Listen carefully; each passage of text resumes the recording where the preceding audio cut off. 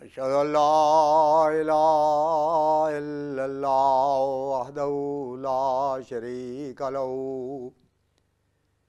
وأشهد أن محمدا عبده ورسوله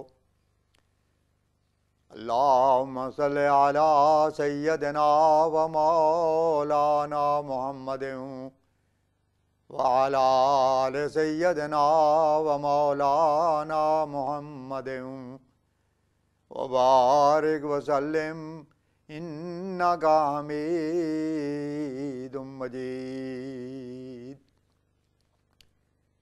خاتم الانبیاء حضرت محمد مصطفیٰ احمد مجتبیٰ صلی اللہ علیہ وسلم کے غلام اور ہمارے امام حضرت بانی جماعت احمدیہ مسیح موعود و مہدی مسعود علیہ الصلاۃ والسلام کے ایمان افروز اور روح پرور کلمات طیبات۔ حضرت اقدس نے فرمایا، ہم کو صرف قیل و قال تک ہی محدود نہ رکھنا چاہیے، بلکہ اعمال ساتھ ہونے چاہیے۔ جو اعمال کی ضرورت نہیں سمجھتا وہ سخت ناعاقبت اندیش اور نادان ہے۔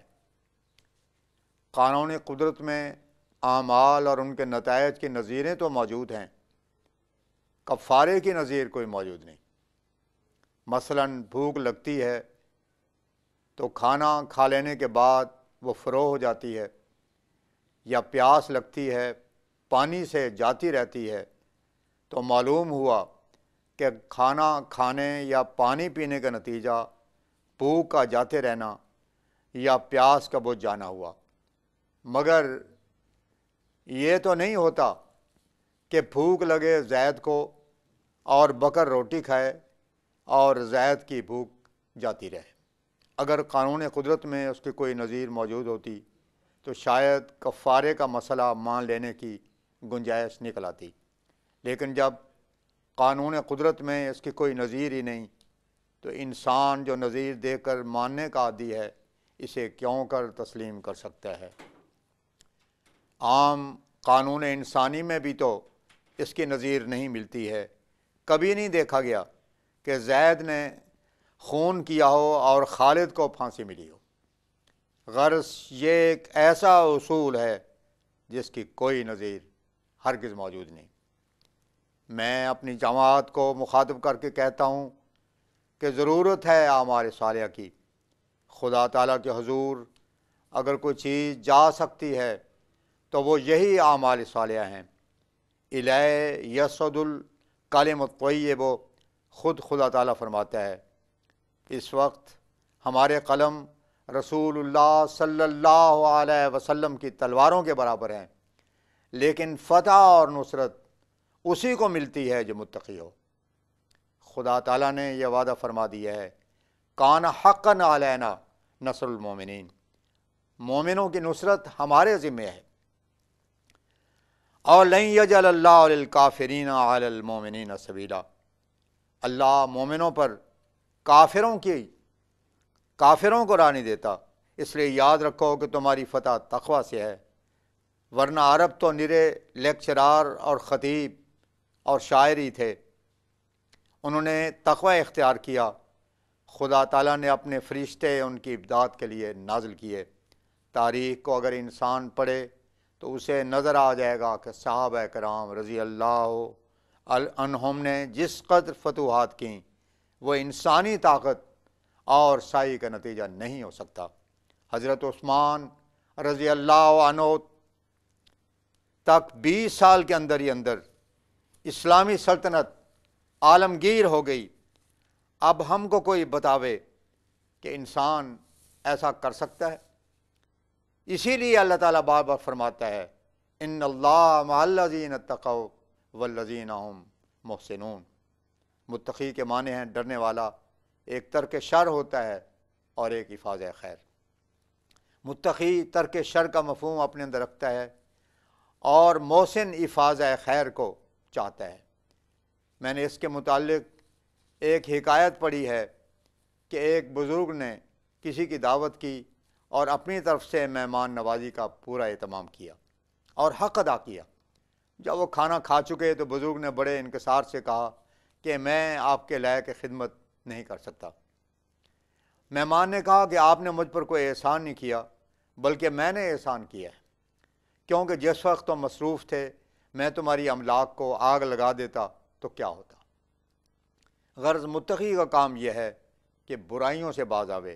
اس سے آگے دوسرا درجہ حفاظ خیر کا ہے، جس کو یہاں محسنون کے لفظ سے ادا کیا گیا ہے کہ نیکیاں بھی کرے۔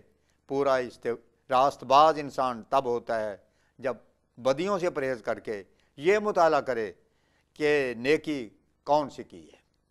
کہتے ہیں حضرت امام حسن رضی اللہ عنہ کے پاس ایک نوکر چائے کی پیالی لایا۔ جب قریب آیا تو غفلت سے وہ پیالی آپ کے سر پر گر پڑی۔ آپ نے تکلیف محسوس کر کے ذرا تیز نظر سے غلام کی طرف دیکھا۔ غلام نے آہستہ سے پڑھا والکاظمین الغیظ۔ یہ سن کر حضرت امام حسن رضی اللہ عنہ نے فرمایا قزم تو۔ غلام نے پھر کہا والعافین عن الناس۔ قزم میں انسان غصہ دبا لیتا ہے اور اظہار نہیں کرتا، مگر اندر سے پوری رضامندی نہیں ہوتی، اس لیے عفو کی شرط لگا دی ہے۔ آپ نے کہا کہ میں نے عفو کیا۔ پھر پڑھا واللہ یحب المحسنین۔ محبوب الہی وہی ہوتے ہیں جو قزم اور عفو کے بعد نیکی بھی کرتے ہیں۔ آپ نے فرمایا جا آزاد بھی کیا۔ راست بازوں کے نمونے ایسے ہیں کہ چائے کی پیالی گرا کر آزاد ہوا۔ اب بتاؤ کہ یہ نمونہ اصول کی عمدگی ہی سے پیدا ہوا۔ اللہ تعالیٰ فرماتا ہے فاستقم کما امرت، یعنی سیدھا ہو جا، کسی قسم کی بدعمالی کی کجی نہ رہے، پھر راضی ہوں گا۔ آپ بھی سیدھا ہو جا اور دوسروں کو بھی سیدھا کر۔ عرب کے لیے سیدھا کرنا کس قدر مشکل تھا۔